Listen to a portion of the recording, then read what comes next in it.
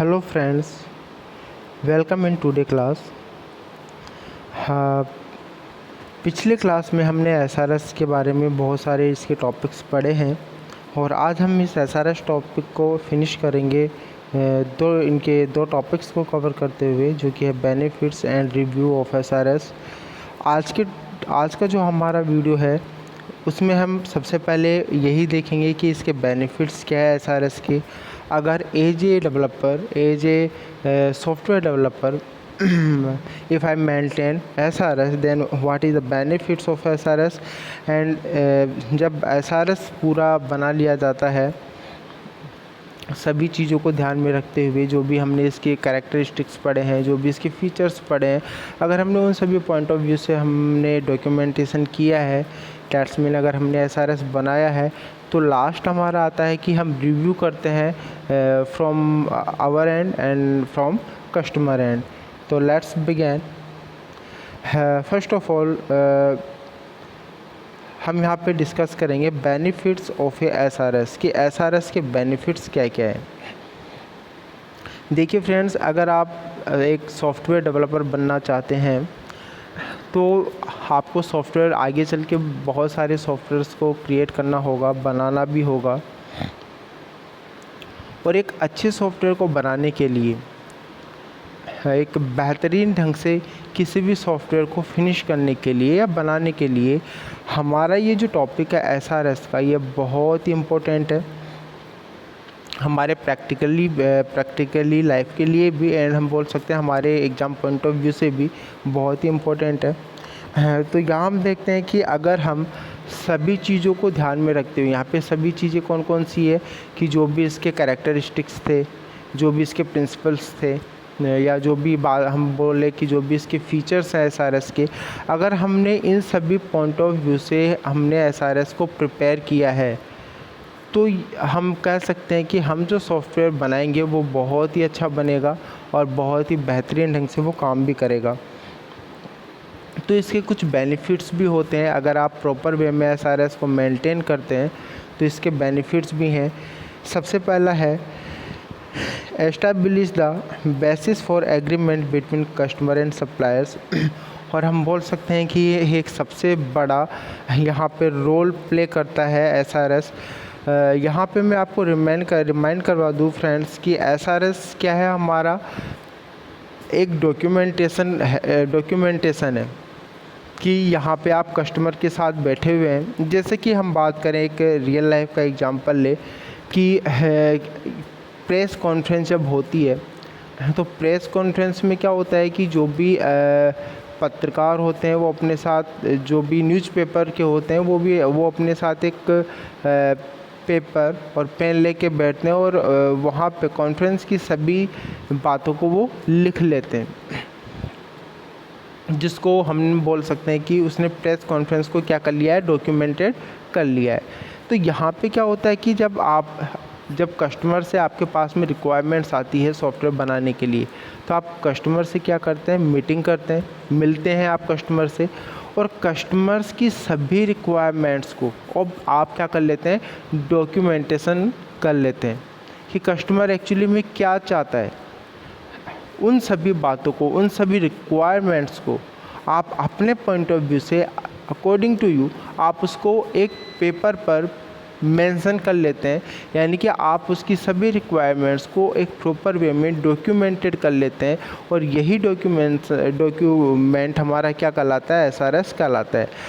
अब जब आपने ये डॉक्यूमेंट बना लिया तो आप क्या करते हैं, कस्टमर को दिखाते हैं, उसको बताते भी हैं कि देखिए आपकी ये रिक्वायरमेंट्स है, आपको कोई चेंजेस करवाना है।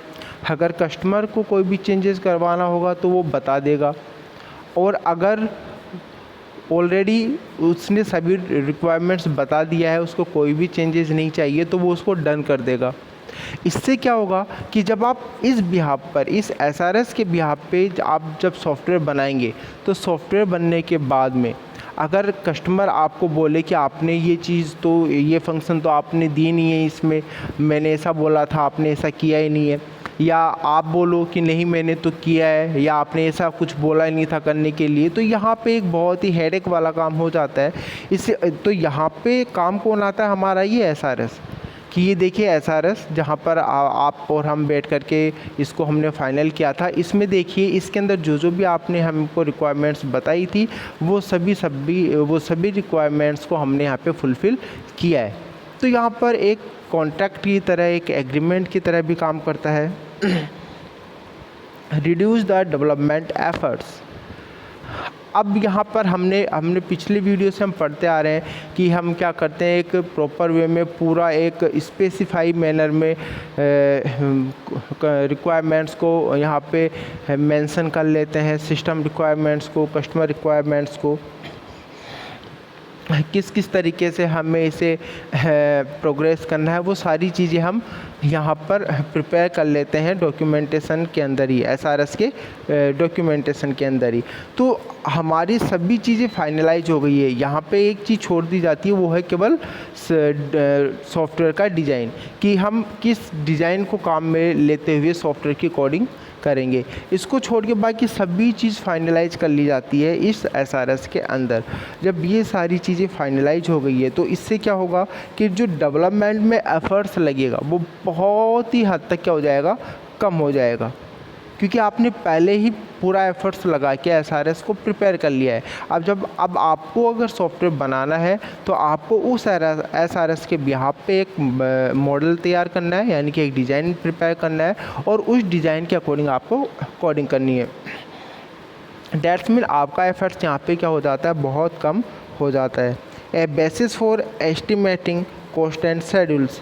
इससे क्या होता है, एसआरएस बना लेने से प्रोग्रामर के लिए यहाँ पे बहुत ईजी हो जाता है कि कॉस्ट और टाइम को एस्टिमेट कर पाना, कि इसकी अप्रॉक्सीमेट कॉस्टिंग कितनी हो जाएगी, डेट्स मीन की प्राइस क्या होगा इसका, क्योंकि रिक्वायरमेंट्स पूरी आ गई है। जब हमारे पास रिक्वायरमेंट्स पूरी आ गई है तो हम प्रोग्रामर के लिए अप्रॉक्सीमेट कॉस्टिंग कर पाना पॉसिबल हो जाता है, एंड अप्रॉक्सीमेट टाइम का एस्टिमेशन कर पाना भी पॉसिबल हो जाता है।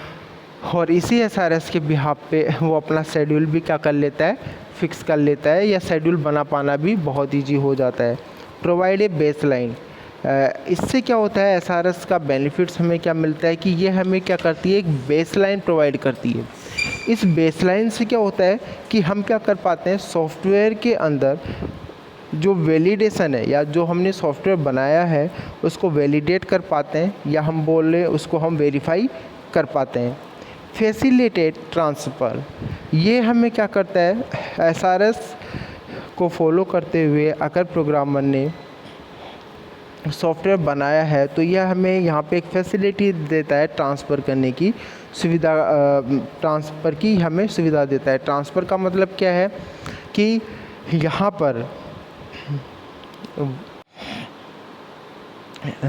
पर आप अपने सॉफ्टवेयर को किसी दूसरे प्लेटफॉर्म पे भी चला सकते हैं, एक सिस्टम से दूसरे सिस्टम में भी ट्रांसफ़र कर सकते हैं, एक कस्टमर से दूसरे कस्टमर के पास भी आप यहाँ पे ट्रांसफ़र कर सकते हैं। तो ये बेनिफिट्स हमें मिलते हैं एसआरएस से। And last is serve as a basis for enhancement. और ये जो प्रोग्रामर है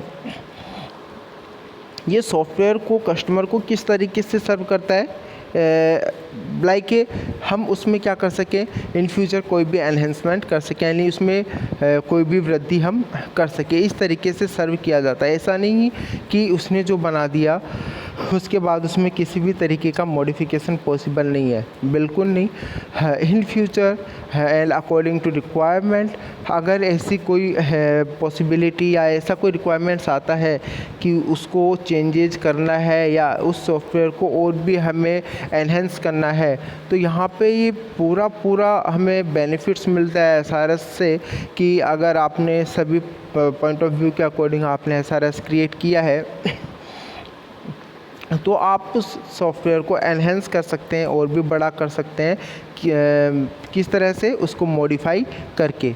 मॉडिफाई का भी मीन यहाँ पे क्या है कि आपको पूरे सॉफ्टवेयर को मॉडिफाई नहीं करना है, केवल जो एक्स्ट्रा नीड आ रही है, जो एक्स्ट्रा रिक्वायरमेंट्स आ रही है, उन्हीं रिक्वायरमेंट्स की कोडिंग करनी है और उन्हीं को सॉफ्टवेयर में आपको ऐड करना है। तो आगे चलते हैं हम यहाँ पर। सबसे पहले अब हम देख सकते हैं फ्रेंड्स कि अभी लास्ट स्लाइड में जो कि ये वाली हमने पढ़ी है, यहाँ पे केवल 6 बेनिफिट्स मैंने आपको बताए हैं, सबकी समराइज मैंने आपको कर दिया है। यहाँ पे इन सब की डिटेल्स है, फिर भी हम इन डिटेल्स को एक बार यहाँ पे देख लेते हैं। And first is establish the basis for agreement between customer and suppliers, जो कि ये क्या करता है, बेनिफिट्स क्या है सर इसका। पहला बेनिफिट्स ये है कि ये एक एग्रीमेंट स्थापित कर देता है किस किस के बीच में, कस्टमर और सप्लायर के बीच में। The complete description of the function to be perform by the software specify in the SRS, कि सॉफ्टवेयर किस तरीके से परफॉर्म करेगा, उसके फंक्शंस किस तरीके से परफॉर्म करेंगे, उसका पूरा डिस्क्रिप्शन यहाँ पे स्पेसिफाई कर दिया जाता है एसआरएस के अंदर, जो कि यहाँ पे क्या करेगा,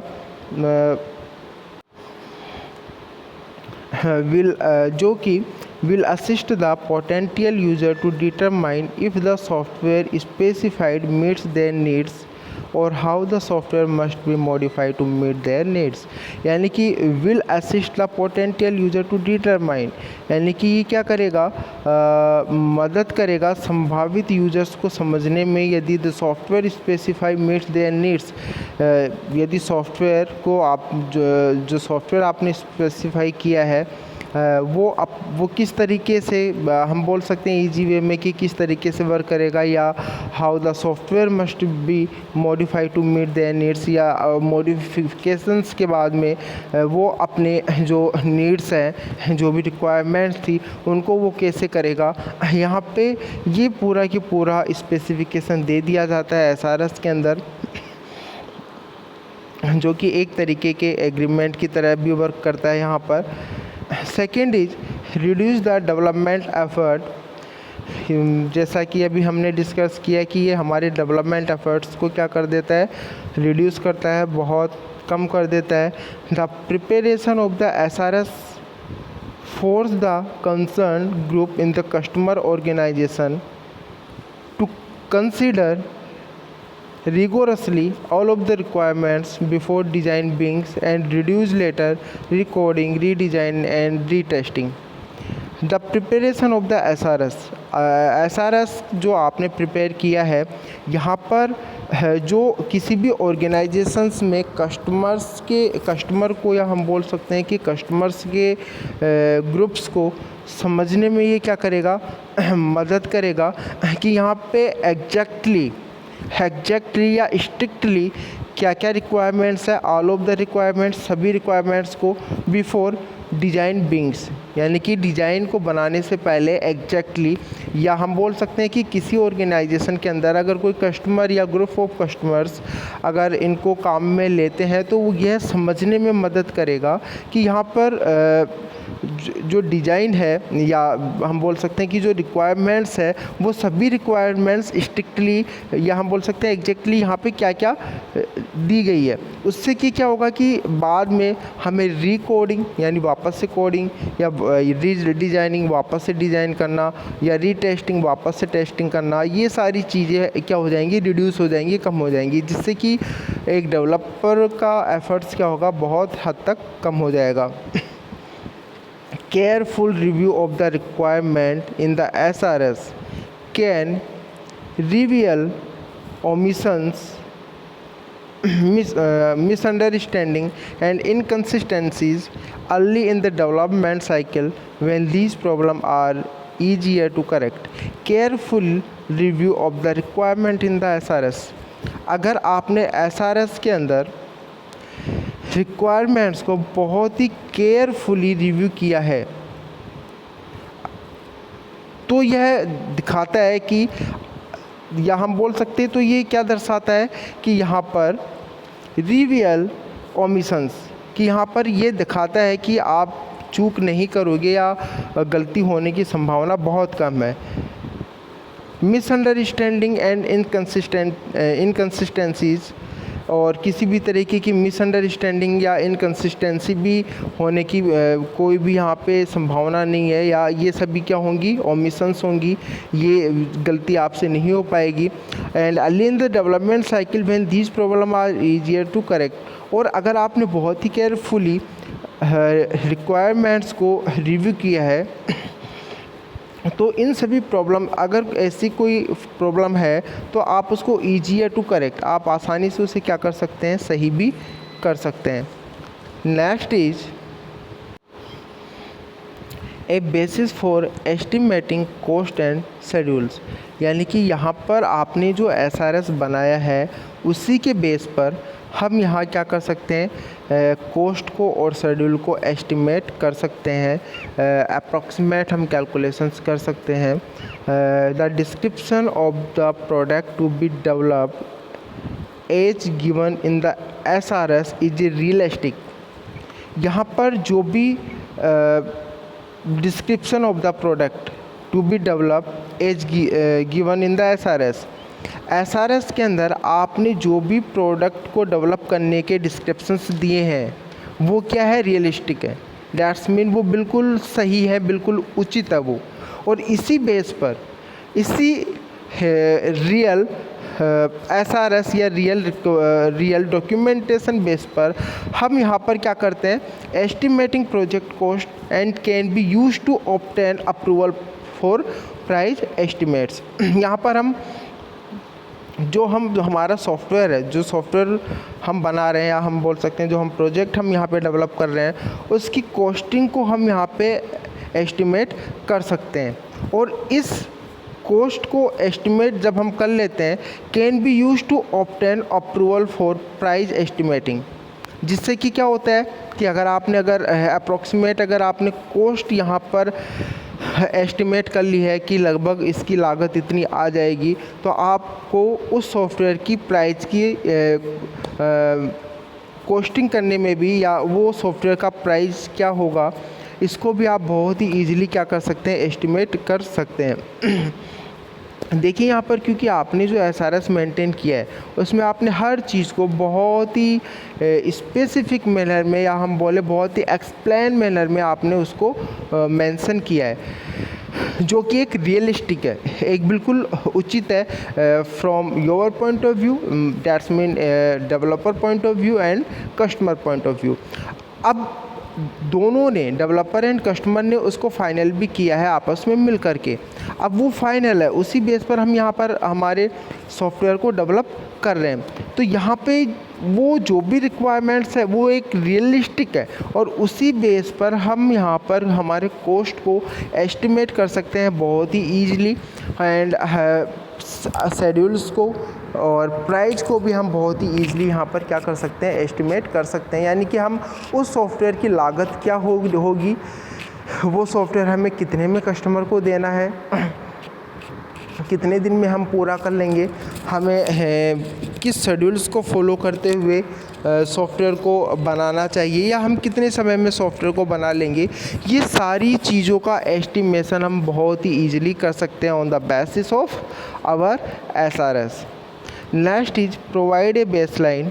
यह हमें SRS हमें क्या करता है, एक बेसलाइन प्रोवाइड करता है वैलिडेशन और वेरिफिकेशन के लिए। Organisations can develop their validation and verification plans more productively. जो भी ऑर्गेनाइजेशंस है वो अपने वैलिडेशन और वेरिफिकेशन प्लान को क्या कर सकते हैं, प्रोडक्टिवली ढंग से, लाभकारी ढंग से डेवलप कर सकते हैं फ्रॉम ए गुड SRS। किसके माध्यम से, एक अच्छे SRS के ज़रिए, या एक अच्छे SRS के माध्यम से वो अपने वैलिडेशन और वेरिफिकेशन प्लान को एक लाभकारी ढंग से डेवलप कर सकते हैं as a part of the development contract. क्योंकि हमें पता है कि ये जो हमारा SRS है वो एक पार्ट भी है डेवलपमेंट कॉन्ट्रैक्ट का, क्योंकि इसी के बिहाफ पे हमें क्या बनाना है, जो भी चीज़ें SRS में आपने मेंटेन की है उसी के अकॉर्डिंग हमें सॉफ्टवेयर को क्या करना है, डेवलप करना है। The SRS provide a base line. SRS हमें क्या करती है, बेस लाइन प्रोवाइड करती है against which compliance can be measured. किसके अगेंस्ट, कि जो कंप्लाइंस है जो कंप्लाइंस है वो कैन बी मेजर्ड, वो किस तरीके से मेजर्स होगी, या हम बहुत ईजी वे में बात करें तो यह हमें एक बेसलाइन प्रोवाइड करती है कि आप किस तरीके से अपने सॉफ्टवेयर की वैलिडेशंस को और वेरिफिकेशंस को यहाँ पर चेक कर सकते हैं। नेक्स्ट देखिए, फैसिलिटेट ट्रांसफ़र। यह हमें किसकी सुविधा देता है? ट्रांसफ़र की सुविधा देता है। देखिए किस तरीके से, the SRS makes it easier to transfer the software product to new user और new machine. SRS make it easier, यह SRS जो हमारा SRS है, जहाँ पर हमने सारी चीज़ों को बहुत ही एक्सप्लेन वे में डिस्क्राइब किया हुआ है, यह हमें क्या करता है? ईजी कर देता है to transfer the software product to new user और न्यू मशीन, कि हम हमारे सॉफ्टवेयर को, जो सॉफ्टवेयर हमने बनाया है या डेवलपर ने जिस सॉफ्टवेयर को बनाया है, उसको किसी नए यूज़र को दिया जा सकता है या किसी नए मशीन पर ट्रांसफ़र किया जा सकता है।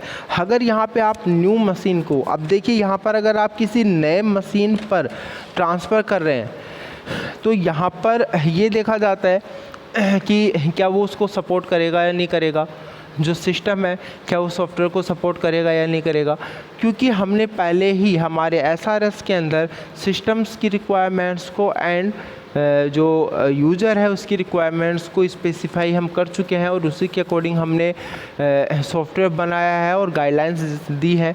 तो यहाँ पर जो भी हमने सॉफ्टवेयर बनाया है आप उसको किसी भी मशीन पर यानी कि कंप्यूटर सिस्टम पे चला सकते हैं या किसी भी यूज़र के पास आप ट्रांसफ़र कर सकते हैं, और ये सब पॉसिबल है किसके माध्यम से? SRS के माध्यम से, एक अच्छे SRS के माध्यम से। Customers thus find it easier to transfer the software to other parts of the organizations, कि कोई भी कस्टमर है वो ऑर्गेनाइजेशन के किसी अदर पार्ट में सॉफ्टवेयर को ट्रांसफ़र कर सकता है। And suppliers find it easier to transfer it to new customer, और ये क्या होता है सप्लायर्स के लिए भी यानी डेवलपर के लिए भी बहुत ईजी होता है कि वो किसी नए कस्टमर को ये क्या कर सकता है? ट्रांसफ़र कर सकता है बहुत ही ईजी मैनर में। तो ये सारी चीज़ें पॉसिबल हैं, यानी कि ये जो ट्रांसफ़र की फैसिलिटी है ये पॉसिबल है एक अच्छे एक गुड SRS के माध्यम से। अगर आपका SRS ही अच्छा नहीं है तो आपको बहुत सारी डिफ़िकल्टीज़ का, बहुत सारी कॉम्प्लेक्सिटी को फेस करना पड़ेगा। But if you are a good developer and software बनाते समय आपने सभी कैरेक्टरिस्टिक्स को, सभी इसके जो भी प्रिंसिपल्स हैं उनको ध्यान में रखते हुए अगर आपने बनाया है तो आप एक अच्छा SRS मेंटेन करेंगे। और अगर आपने अच्छा SRS मेंटेन किया है और उसके अकॉर्डिंग आपने कोडिंग करते हुए सॉफ्टवेयर बनाया है तो हम यहाँ पे जो भी फैसिलिटीज़ है ये भी फैसिलिटीज़ वहाँ पे पॉसिबल होगी, और ये सब पॉसिबल है एक अच्छे SRS के माध्यम से। Next is serve as a basis for enhancement. जैसा कि हमने स्टार्टिंग में इसके समराइज़ किया था कि कस्टमर को सॉफ्टवेयर किस तरीके से बना करके सर्व किया जाता है ताकि आने वाले समय में अगर कोई रिक्वायरमेंट आती है तो हम उसमें क्या कर सकें, सॉफ्टवेयर को एनहेंस कर सकें, यानी कि सॉफ्टवेयर को हम विस्तार सॉफ्टवेयर के अंदर और भी हम विस्तार कर सकें, और इसी फॉर्म में सॉफ्टवेयर को सर्व किया जाता है कस्टमर के सिस्टम पर। The SRS discusses the product but not the product that develop it, यानी कि SRS में जो प्रोडक्ट है उसके बारे में तो डिस्कस किया ही जाता है, बट ये किस तरीके से डेवलप हुआ है इसके बारे में नहीं बताया जाता है, या हम बोले कि जो IT टेक्निक्स है वो सारी चीज़ें मेंशन नहीं होती है यहाँ पे SRS में। The SRS serve as a basis for enhancement of the finished product. The SRS may need to be altered, but it does provide a foundation for continued production evaluation. That's mean कि यहाँ पर ये किस तरीके से सर्व किया जा रहा है, यहाँ पर SRS serve as a basis for enhancement, of the finished product. आपने अगर किसी सॉफ्टवेयर को फिनिश कर दिया है, पूरा कर दिया है, तो वो एक बेसिस फॉर एनहेंसमेंट की तरह वो वहाँ पे सर्व किया जा रहा है, जिससे कि क्या होगा, नीड टू बी अल्टर्ड, अगर वहाँ पे किसी भी परिवर्तन की नीड है, आवश्यकता है, तो हम क्या कर सकते हैं कि उसको इवेल्युएशंस करके, मूल्यांकन करके हम जो भी कस्टमर की तरफ से नीड्स हैं उन सभी नीड्स को हम यहाँ पे परिवर्तित कर सकते हैं।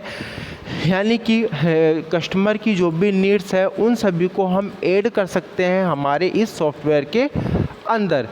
यहाँ पे देखिए, अगर आपने एक अच्छा SRS मेंटेन किया है और इन फ्यूचर अगर आपको कस्टमर की साइड से कोई भी रिक्वायरमेंट्स मिलती है ऐड करने के लिए, तो आपको पूरी कोडिंग को छेड़ने की ज़रूरत नहीं होगी।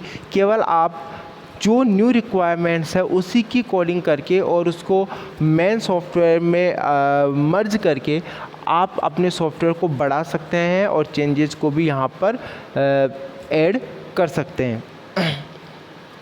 तो ये थे फ्रेंड्स हमारे यहाँ पे बेनिफिट्स SRS के, कि अगर आप SRS को एक अच्छा SRS मेंटेन करते हो तो यहाँ पे बेसिकली 6 हमारे बेनिफिट्स हैं जो SRS हमें प्रोवाइड करता है।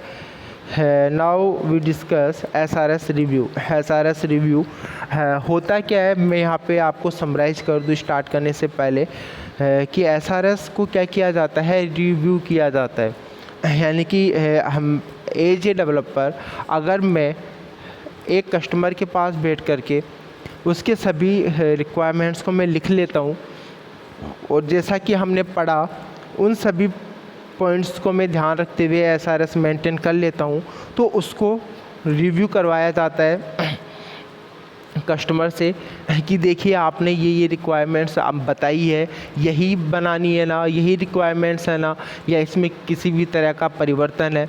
अगर कोई परिवर्तन होगा तो वो कस्टमर बता देगा, अगर कोई भी परिवर्तन नहीं है, अगर जो भी वो चाहता था, जो भी कस्टमर की रिक्वायरमेंट्स थी, अगर वो उसमें आ गई है और उससे कोई भी चेंजेज नहीं चाहिए या कोई भी और चीज़ वो ऐड करवाना नहीं चाहता है, डैट्स मीन अगर वो यूज़र के एंड से फाइनल हो गया है तो यूज़र उसको या हम बोले कस्टमर उसको क्या करता है, फाइनल कर देता है। डैट्स मीन SRS को एक बार बनाने के बाद उसको एक बार वापस से कस्टमर से रिव्यू करवाया जाता है, या हम बोले फाइनलाइज करवा लिया जाता है। जब वो फाइनलाइज हो जाता है तो वो एक कॉन्ट्रैक्ट की तरह ही काम करेगा डेवलपर और कस्टमर के बीच में, कि देखो ये हमारा फाइनलाइज किया हुआ SRS है, अब इसी के बेस पे आपका क्या बनेगा, सॉफ्टवेयर बनेगा।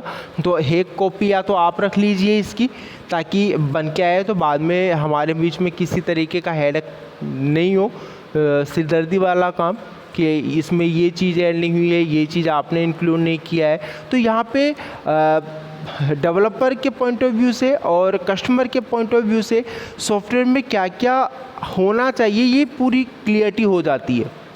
तो बाद में ऐसा नहीं होता कि कस्टमर कुछ और बोल रहा है कि आपने ऐसा नहीं किया और डेवलपर बोल रहा है कि नहीं आपने तो बताया नहीं है। तो यहाँ पे एक जो आर्ग्यूमेंट वाला कंसेप्ट है वो क्रिएट नहीं हो पाता है, क्योंकि यहाँ पे SRS ये कॉन्ट्रैक्ट की तरह, एक एग्रीमेंट की तरह काम करता है जिसमें हर चीज़ डॉक्यूमेंटेड होती है। अगर इन फ्यूचर सॉफ्टवेयर को इंस्टॉल करने के बाद में अगर कस्टमर कोई कंप्लेन करता भी है तो वो जो SRS जो हमारा है वो वहाँ पर काम करेगा। SRS में उस चीज़ को देखा जाएगा कि देखिए आपने बताया है कि नहीं बताया। अगर मान लो कस्टमर ने बताया है लेकिन डेवलपर ही भूल गया या गलती से उस चीज़ को वहाँ पे नहीं बना पाया, ऐड नहीं कर पाया, तो डेवलपर को वापस से करना होगा। लेकिन अगर डेवलपर ने किया, अगर वहाँ पे वो चीज़ मेंशन नहीं है, तो फिर डेवलपर क्या करेगा, वो बताएगा कि देखिए आप इसके अंदर आप जो बोल रहे हैं वो उस समय आपने जब फाइनल किया था SRS को उस समय ये चीज़ नहीं थी, ये चीज़ अब आ रही है, उस समय आपने ये ऐसा रिक्वायरमेंट्स आपकी थी ही नहीं। तो वहाँ पे एक प्रूफ रहेगा बताने के लिए। तो इसी तरीके से यहाँ पे SRS काम करता है, किस तरीके से, लाइक ए एग्रीमेंट की तरह, लाइक ए कॉन्ट्रैक्ट की तरह। A review of the software requirements specification is conduct by both the customer and the software developer. जो रिव्यू होता है सॉफ्टवेयर रिक्वायरमेंट का वो कंडक्ट किया जाता है customer and the software developer के बीच में, दोनों के बीच में ये रिव्यू होता है। यानी कि डेवलपर कस्टमर को क्या करवाता है, रिव्यू करवा देता है एक बार कि देख लीजिए आप हमारा फाइनल हो गया है, लेकिन एक बार वापस से देख लीजिए कि इसमें ये चीज़ें हैं आपकी, ये रिक्वायरमेंट्स हैं और ये फाइनल है या इसमें कुछ और ऐड करना है। तो यहाँ पे दोनों के बीच में एक रिव्यू होता है SRS का। As the specification of the development phase की अगर हम बात करें तो extreme care should be taken in conducting the review. Development phase में यहाँ पे कौन आता है, जो डेवलपर आता है। तो डेवलपर यहाँ पे क्या करेगा, extreme care should be taken, यानी कि डेवलपर को क्या करना चाहिए, अधिक केयर करनी चाहिए, या हम बोले कि बहुत ही ज़्यादा केयर करनी चाहिए किसकी, इन कंडक्टिंग द रिव्यू को करने के लिए। कि जब SRS का यहाँ पे रिव्यू करवाएगा, कौन करवाएगा रिव्यू, कस्टमर का प्रोग्रामर करवाएगा या हम बोले डेवलपर करवाएगा। तो यहाँ पे जो डेवलपर है उसको क्या करना चाहिए, बहुत ही एक्सट्रीमली केयर करनी चाहिए रिव्यू करवाते समय। क्योंकि क्या होगा, अगर कोई भी छोटी सी भी चीज़ रह गई है रिलेटेड टू रिक्वायरमेंट, तो बाद में वो हेडेक वाला काम या सिरदर्दी वाला काम या हम बोले टाइम टेकन वाला वर्क या हम बोले कि हमारे ज़्यादा एफर्ट्स लगाने वाला वर्क, वो सब किसका होगा, डेवलपर का होगा। तो यहाँ पे एक डेवलपर को चाहिए कि जब वो रिव्यू करवा रहा है कस्टमर से SRS का या हम बोले उसके रिक्वायरमेंट्स का, तो उसको बहुत ही एक्सट्रीमली केयरफुली होकर के करवाना चाहिए। The review is first conducted as a microscopic level. जैसे कि माइक्रोस्कोप में क्या होता है कि छोटे से छोटा कीटाणु भी हमें दिखाई दे जाता है, वैसे ही जो यहाँ पे जो रिव्यू होता है सबसे पहले वो इसी लेवल पे किया जाता है, यानी कि बिल्कुल बारीकी लेवल पे किया जाता है। That is, reviewer attempt ensure that the specification is consist, complete and accurate। इससे क्या होता है कि जो रिव्यूवर्स हैं, जो डेवलपर है, जब वो श्योर हो जाता है कि हमारा जो भी स्पेसिफिकेशन है वो कंसिस्ट है, कंप्लीट है, बिल्कुल एक्यूरेट है, when the overall information functional and behaviour domains are considered. यानी कि जो हमारा प्रोडक्ट है जो आप डेवलप करने जा रहे हो उसके सभी इंफॉर्मेशंस, फंक्शंस और उसके बिहेवियर को समझने के बाद जब रिव्यूअर्स को ये इंश्योर हो जाता है, जब उसको ये श्योरिटी मिल जाती है कि हाँ हमारा जो भी स्पेसिफिकेशन है इस SRS के अंदर वो कंसिस्ट है, कंप्लीट है, एक्यूरेट है, तो वो क्या करता है, इसको बिल्कुल फाइनल कर देता है। Once the review is complete, the software requirement specification is sign off by both customer and developer। जब एक बार रिव्यू कंप्लीट कर लिया जाता है, रिव्यू यहाँ पे कर कौन रहा है, डेवलपर कर रहा है और कस्टमर कर रहा है। जब दोनों के बीच में रिव्यू कंप्लीट कर लिया जाता है तो इस रिव्यू को क्या कर दिया जाता है, साइन ऑफ कर दिया जाता है। और साइन ऑफ करने के बाद हमारा यही SRS एक कॉन्ट्रैक्ट की तरह काम करता है। द स्पेसिफिकेशन, ये जो स्पेसिफिकेशन है become a contract for software development, यानी कि सॉफ्टवेयर डेवलपमेंट में बिकम ए कॉन्ट्रैक्ट, एक कॉन्ट्रैक्ट की तरह यहाँ पे क्या करेगी, काम करेगी। Request for changes in requirements after the specification is finalized will not be eliminated। देखिए यहाँ पे क्या होता है, request for changes in requirements after the specification is finalize. जब आपने सभी स्पेसिफिकेशन को, सभी रिक्वायरमेंट्स को फाइनल कर दिया है और उसके बाद अगर कस्टमर कोई रिक्वायरमेंट्स की रिक्वेस्ट लाता है कि ये रिक्वायरमेंट्स है या किसी भी रिक्वायरमेंट को चेंज करने की या कोई भी रिक्वायरमेंट्स कि अगर वो रिक्वेस्ट लेके आता है विल नॉट बी एलिमिनेटेड, यानी कि उसको स्वीकार नहीं किया जाता है, इसको एलिमिनेटेड कर दिया जाता है, रद्द कर दिया जाता है। किसके पॉइंट ऑफ व्यू, किसके एंड से, डेवलपर के एंड से, क्योंकि उसने वहाँ पे फाइनलाइज करवा लिया था रिव्यू के टाइम पे। अब वो बार बार फाइनलाइज होने के बाद में भी हर एक छोटी छोटी चेंजेज लेके आएगा, तो वो फिर डेवलपर के लिए क्या होगा, बहुत ही डेवलपर के लिए सामने एक बहुत ही कॉम्प्लेक्स सिचुएशन क्रिएट हो जाएगी, क्योंकि उसे सभी रिक्वायरमेंट्स को आपस में एक दूसरे से मीट भी कराना होता है। तो वो जो फाइनलाइज हुआ है SRS, उस बेस पे वो अपना सॉफ्टवेयर डेवलप कर रहा है। अब बाद में अगर वो लेकर के आता है कस्टमर कि यहाँ पे ये भी रिक्वायरमेंट्स और ऐड कर दीजिए ना, यहाँ पे ये छोटा सा चेंजेज है, वो जो रिक्वायरमेंट्स आपको बताई थी ना उसमें ऐसा कर दीजिए ना, तो वो सारा बिल्कुल एलिमिनेटेड कर दिया जाता है। But the customer should note that, लेकिन यहाँ पे कस्टमर को यह भी नोट करना चाहिए या इस बात का ध्यान रखना चाहिए, each after the fact change in an extension of software scope and therefore can increase cost. यानी कि क्या होता है कि अगर, क्योंकि डेवलपर को तो बनाना ही बनाना है, उसकी जो रिक्वायरमेंट्स है उसको तो पूरा करना ही करना है। अब अगर कस्टमर फोर्सफुली चेंजेस करने को कहता है तो वो चेंजेस हो भी डेवलपर एक्सेप्ट कर भी लेगा, बट इससे क्या होगा, कस्टमर की जो कॉस्ट है सॉफ्टवेयर की वो क्या हो जाएगी, इंक्रीज हो जाएगी।